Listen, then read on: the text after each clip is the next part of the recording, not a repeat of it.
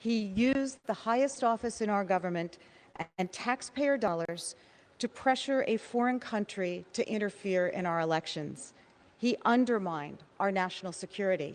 And when he got caught, he tried to cover it up, obstructing our investigation and refusing to produce subpoenaed documents and witnesses. A government where the president abuses his power is not of the people. A government where the president pressures a foreign country to undermine our elections is not by the people. And a government where the president puts his own interests before the country is not for the people.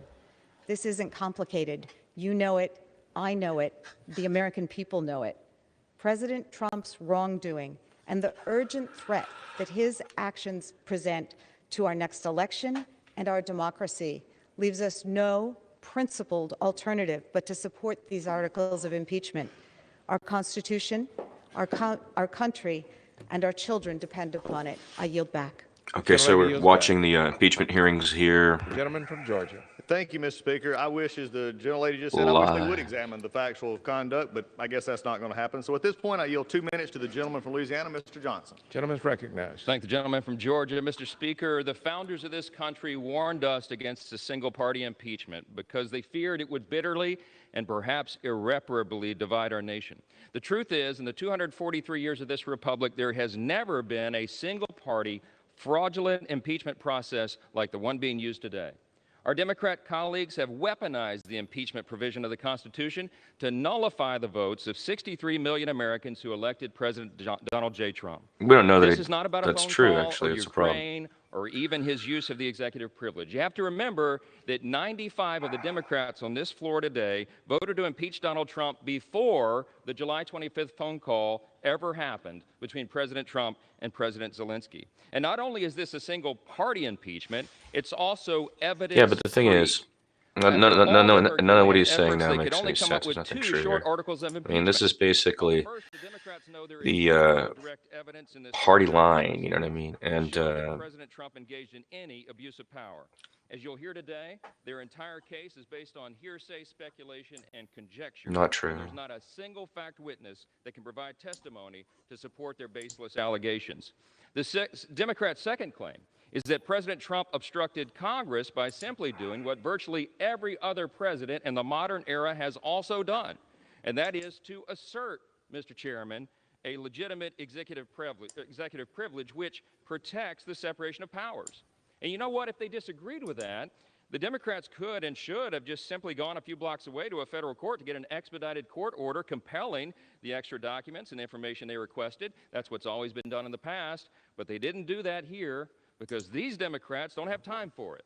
They are trying to meet their own arbitrary, completely reckless, and Machiavellian timeline to take down a president that they loathe. The real abuse of power here is on the part of the House Democrats. They has feverishly produced and pursued this impeachment 20 times faster than the impeachment investigation of Bill Clinton.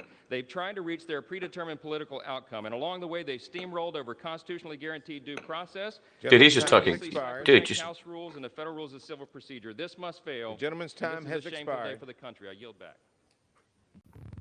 The gentleman from New York is recognized. Mr. Speaker, the gentleman knows that impeachment was put into the Constitution as a defense of the Republic in between elections.